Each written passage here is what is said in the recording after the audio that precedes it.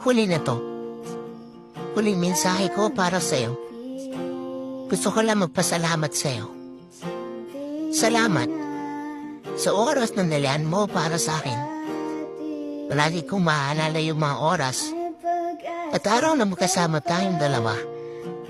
Palagi ko ipagpapasalamat yun. Nakakalungkot lang na kailangan natin magpaalam sa isa't isa.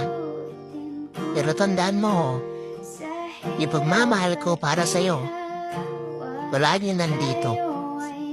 Hindi ako galit na hindi ako yung pinili mo. At wala akong pagsisisihan sa dulo na sumugal ako sa'yo. Dahil alam kong yun ang tama. Mag-ingat ka palagi. Mahal na mahal kita. Paalam.